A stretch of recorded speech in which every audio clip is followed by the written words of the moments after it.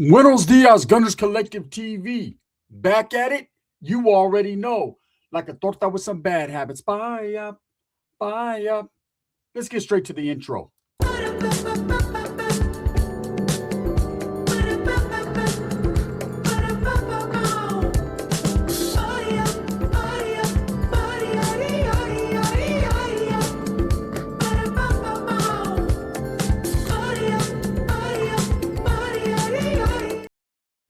Welcome back to the channel. And if you haven't already hit that like and subscribe button, make sure you go ahead and do that. Put your notification bell on all so that way you're directed in the direction of the dope content that the gun stays kicking. And I appreciate the support. I'm very humbled by it. Thank you guys. So, a judge once said about this particular man, this is what a monster looks like. And there's a lot of monsters out there. But this particular monster right here, this David Allen Funston, is now going to be booted back into society where he can accumulate more victims. He is at that age, okay, where he is still able to run around. He's still mobile. He's going to be still able to roam around the community and wreak havoc. And the state of California has decided to grant this man parole. Let me explain to you, man. So a serial molester serving a sentence at a Southern California prison, which is Chino Prison, right? It's sparking widespread outrage by the community because he is granted parole. We're talking about a man that was charged and convicted with 16 counts of doing bad things to children, okay? And he has just been granted parole and will be getting out of prison very soon. Now, what type of man is this? This isn't a man at all. This is a fucking monster, okay? Someone who has preyed upon children and utilized the tactics that you only hear about in stories and in movies. He literally brought that to life in a monstrous way. Talking about someone who would target children from 2 to 8 years old, offering them candy and toys to get them into his vehicle for God knows what, okay? Things that we can't speak on. This man was ultimately convicted in 1999 in Sacramento County and given buku time, Buck Rogers dates, right? Someone that does not need to be in society, someone who definitely needs to be locked up behind those prison bars forever. This man was granted parole, not on a technicality, but basically on a loophole in the prison system. This man was paroled because he is over the age of 60, and there's a rule that is in place saying that if someone has served over 20 years consecutive and they are over the age of 60, they get a look. Okay, now you would think someone that has charges, 16 different charges, that means 16 different children, right, would be sat down continuously. But the board felt that he was no longer a threat. Whatever he told them at board, whatever he decided to say, they bought it, okay? Now, this man's name did come across Gavin Newsom's desk. Gavin Newsom did read over the transcripts, allegedly, of what this guy had done to his victims and decided to let the board decide this man's fate. Now, you can't place all the blame on Gavin Newsom. He's just the governor, but he did have the opportunity and the chance to say whether this man should or should not be put up for a suitable eligibility parole hearing. He let it go. This guy was just granted parole. Now, a lot of the victims and victims' family, these victims are older now. That man did over 27 years, right? And a lot of the victims have come forward, a lot of the victims' families, and they're pretty outraged and pretty pissed. And I understand it. You know, not only do you got a monster that has harmed children in the past being released into the community, 60 years old is not old at all, okay? He is still able to run around, like I said, able to harass and do bad things to people. See, when people hurt children and they victimize and they do certain things, right, they don't just change overnight. That is a disease. That is uncurable. That is not someone who just gets locked up in a cage and decides, you know what, okay, I'm not attracted to this type of age bracket. Okay, this is something where these people have a sickness, there's a deficiency in them. There's some chemical that's messed up, and they are not going to change. Okay, I've always been a firm believer, and people should be given the opportunity for change if they really want it. But anyone who harms a child, women, old folks, people who can't defend themselves, especially children and women, right? And old folks, need to be locked up and throw away that fucking key. Because what's to say his next move might not turn out the way you think it's going to turn out? It's going to be tragic. You know, just because you kill someone doesn't mean you deserve to be locked up for life. But when you harm a child, you are destroying another human being's life every day. Some of these kids that get, assaulted when they're young, their life is destroyed from that point on. They can't let it go. They don't change. Some of them even get involved in the vicious cycle where they start believing the abuse was their fault. And they start to do it to other kids because that's all they know. They think, hey, it happened to me. No one protected me. So it is what it is. There's been several situations where a monster like this, not a man that deserves the title serial because he was doing it over and over again, very repetitive, right? And the tactics he used, candy and toys, what a weirdo. Imagine this individual, and it's hard to even fucking imagine him going to the store to buy these toys and this candy to lure these children into his car. It's crazy, right? Now, a judge called him a monster of monstrous proportions, right? It's crazy. I want to read you guys a little excerpt, man, for what's put out there. Funston was described by a judge as the monster parents fear the most. Okay? Adding that he seemed destined to spend the rest of his life in prison due to his punishment, 3 sentences of 25 years to life plus 20 years. So this man was given 3 consecutive life sentences, 25 to life, the L, plus another 20 additionally. So the judge in the case did his job. He did exactly what he was supposed to do. The district attorney did his job. They found a guy who was a monster and they locked him up. 3 life sentences plus 20 years. He will be out. Inmate search records indicate Funston, who was housed at the California Institution for Men in Chino, began his sentence on May 10th of 1999, right? And became eligible for parole in January 2021. Okay, just because you become eligible for parole doesn't mean you get out. You know, most times, especially if you're a gang member, you're involved in politics on the yard, you already know you're going to get a denial on that first shot. You're going to go up, they're either going to hit you with the minimum or the medium, 5 to 10 years. And that's it. See you later. We'll catch you in 5 at the minimum, right? But this guy goes up for parole, gets shot down the first time, goes back the second time. I've seen people that are shot down continuously over and over and over again that don't have weird charges like this. Are we in an era where society is protecting people like this? Does this man deserve a second chance? To me, absolutely fucking not. Once you hurt a child, you don't deserve nothing. You don't even deserve air to eat. That's my beliefs personally. I don't know if you agree or what, but I know there's people out there pissed right now. This guy became eligible for parole in January 2021. However, he was denied in May of 2022. But fast forward to September 2025, and his parole was granted. California Governor Gavin Newsom, you know what I'm saying? We call him Bullet Train around here, right? Has referred his parole grant for review by the full board last month. Basically, he put it up. And last Wednesday, the decision to grant Funston parole was affirmed. He's getting out.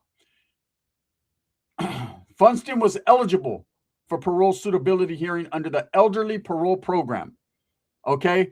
Not because he's a model citizen, not because it's his right, but because of the elderly parole program, which, because he was not on death row, nor was he sentenced to life without the possibility of parole, meaning he still had eligibility for parole, but you would think with 3 consecutive sentences that one after another, he'd be shot down. That's the way I think it should go, but it works differently, right?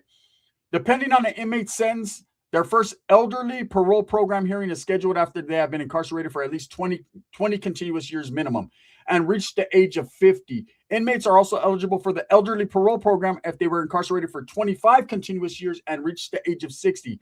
Funston, as of now, is 64 years old and has served 27 years in prison. So he needs fucking 127 more, right? Thus qualifying him for the latter category. as he does not have a sentence that makes him ineligible for the chance of parole. Okay. The LA Times spoke to a victim of Funston, someone who he actually harmed, who he assaulted, okay, who he did bad things to, who was 4 years old when she was kidnapped and assaulted. And she expressed shock and horror that a person she describes as horrible and a monster can be back on the streets. He shouldn't be breathing, quote, the same air that we're breathing at all. The victim told the Times, I disagree with him getting paroled out because he's a horrible person. That man is definitely a monster. Okay, former Sacramento County District Attorney Anne Marie Schubert, in an interview with KTLA, posted that Funston's sentence was appropriate and the decision to parole him is not appropriate, right? He got a sentence of 3 life terms plus 20 years and was expected to die in prison. Schubert said, I would think so, right? Yet he's out. These guys don't change, man. And I hate to say that, you know, all human beings are human beings, but when you do inhuman things, you cease to be human to me. That's my personal, that's my take on it, right? But this guy's getting out. There's things that are in this that I can't explain that go into detail of what he actually did to his victims. And because they're children, I'm not going to go into detail, but one that I'm looking at involved a mountain and other articles of clothing, man. It was crazy. Okay, this guy's a fucking he's chomo, straight up. You know what I'm saying? SPM. That's what that dude is. Even worse. I don't know if you can get worse. They're just fucking same. You harm one child, you harm 100. It's the same thing to me. Let me explain to you the mindset of these people. I was doing time out of state, minding my own fucking business. I was doing 6 months in the hole for an assault. It wasn't actually an assault. It was, I fucking ran up and took flight first, but it became a mutual combat. We both got 6 months in the hole. It was what it was, right? I was adapting to my environment in prison, and there was an escape that happened, okay, in a different prison.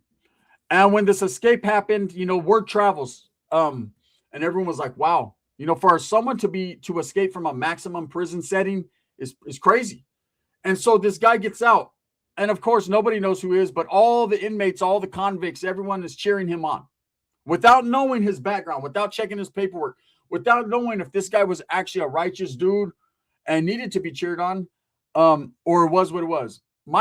I myself was like, I was happy someone made it out, you know, someone that was a lifer, but it was a little alarming and concerning what type of individual this was once I heard the story. So this man was in, just like this guy, on several counts of doing bad things to women with children present. Wasn't necessarily assaulting children, was assaulting women, was a rapist, right? That's the way you got to say it here. And this guy made it out of the prison. What happened was he went, I guess he was working the kitchen detail around active, solid gang members and other inmates who knew what his charges were, but because we were in a different state, no one applied pressure like that there. It was unfortunate, right? Having to be around dudes like that, because you couldn't check other ethnicities' paperwork. You didn't know who you were around. You had to be really on your motherfucking toes. So anyways, this guy's working in the kitchen. He notices that there's a pallet that comes in with milk carts or milk trays and you know, those black baskets and the milk's in it. And so he decides he has a fucking idea. He's a lifer. He has nothing to lose. He goes in the middle. He has other active gang members. One of them got whacked. I'll tell you the story about that. He was a Southerner, right? Didn't know and end up fucking facing the repercussions for that action. But anyways, he helps this dude who he thinks is just a good wood. He goes in the middle of the fucking milk carts. They stack them around him, wrap it up with cellophane, put it on this delivery vehicle, and it goes out, makes it out. This dude is able to escape. He goes to the nearest apartment complex. And instead of stealing a car or robbing someone and demanding money, which is, of course, it's violence, and I don't promote it, man. But, you know, when you're on the run, you're a lifer. Your ways of thinking is you got to do what the fuck you got to do, right? This guy takes a woman hostage in her home with her 14-year-old son present, ties them both up, and does some crazy things to the woman in front of her son, okay, for like a 3-day period. Now we're hearing in the Department of Corrections at that time, hey, this guy made it out. Now his name had kind of hit to what he was locked up for originally, and everybody didn't want to talk about it no more. Especially because it came out that some gang members actually assisted him in getting out. They were in ADSEG. One of them ends up getting out of ADSEG later on and gets whacked, right? He doesn't get killed, but he gets sliced, cut up. Was what it was, man. Did he have that coming? If he knew what type of individual this was, he did. If he didn't, fuck it. Casualty of war. That's just how it goes. Anyways, after this dude gets out and he's doing this to this woman over a 3-day period in front of her 14-year-old son that's tied up, he doesn't take the money that she has in her purse, doesn't take the car, doesn't try to get out of state, doesn't try to do any of that. What does he do? When he's done assaulting this woman and this child, basically, he takes off walking back to the prison that he escaped from, knocks on the front door and says, I'm back. I'm ready to come home now. Odd, right? The behaviors of these people are odd. Gets locked back up. They're happy they caught him, right? Couldn't find him nowhere because he was holed up in this apartment complex down the street from the prison. Gets locked up. Immediately, they transfer him to the prison where I'm at in ADSEG. Now, he's going to be in ADSEG for a minute. Happens to come into our unit. I don't know who he is. It's another white man coming in with tattoos. Comes in, people start talking to him. Other Woods. Hey, brother, what are you in here for, brother? You got a shot of coffee? That's what Woods, that's what they ask you first. Before they say, what are you in here for? They'll be like, hey, what's up, brother? You white? That's right. You got a shot of coffee? Right? So anyways, he comes in. He has no coffee. The man doesn't talk for a couple of days. Finally, when he comes out of his fucking prison pocket and decides to start talking, he's on the tier literally explaining to some guy what he did. And I realize it's that guy that escaped. And I'm just like, fuck this dude, right? Of course, we're not going to bump baking soda breath on the cell doors and yell at him and scream and all that. It's just, I'm not gonna fucking talk to this guy. I'm not gonna even look at him. I don't give a fuck what. I take one look, so if I see him in the future, I can snatch him up if I come in the close proximity, right? But I'm not. It's none of my business. That's Wood business, brother, right? This guy goes on to say something. I'm listening on the tier. Everyone can hear everyone that's on the tier, and he says this. And man, I'm not trying to be graphic, and I know a lot of people are gonna be like, "Damn, Gun, you said it," but this is what he said, man. This is what made me the hatred in me for these type of individuals. I've never liked them. I've never been around them. I've never tried to associate with these weirdos. But this was the one thing he said. He was asked, why didn't you rob the money and get out of here? What did you do? And his fucking, you know what this weirdo said? This is what makes me know that these people don't change, ever.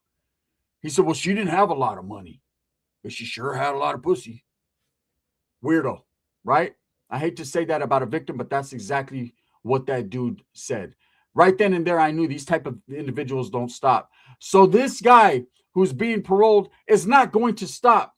In fact, he's a menace to society. He's being placed back into society where his victims are still trying to get over the harm that he caused them. It's crazy. The district attorney that convicted him has written a letter to the California Department of Corrections and Rehabilitation asking for Funston to be screened for the state's sexually violent predator program. He's a pedo, right? He's a chomo, which allows inmates to be released from prison but committed to a state hospital if they are deemed a risk to the public, because it is what I say, a disease. It's not something they could just stop, right? It's not something you could turn on and turn off. You are what you are, and that's what you is. Cuz on Paru, right? According to the California Department of Corrections and Rehabilitation records, Funston was still being housed at the state prison in Chino as of Monday. It was immediate clear the exact day he would be released from prison. It wasn't clear. So he's going to be getting out in the foreseeable future pretty soon. Once you are deemed eligible for parole, you're going to be getting out pretty soon. We need to be aware. There needs to be a lot of awareness out there. For the Sacramento community, which I'm sure he's going to be paroled to, I'm sure he'll be on Megazol. I'm sure people in the neighborhood will be alerted of his presence. Why? This is a person who was serving 3 life sentences. Now, he didn't kill anyone. He didn't take no one's life per se, but he took the lives of 16 victims and turned them upside down. And that's just as bad as taking a person's life. He ruined everything, their innocence and everything they can believe in, right? And now, because of a flaw, because of a loophole in the system, he's going to be allowed to walk amongst the righteous, amongst people that are hardworking, amongst the victims that didn't deserve what he did.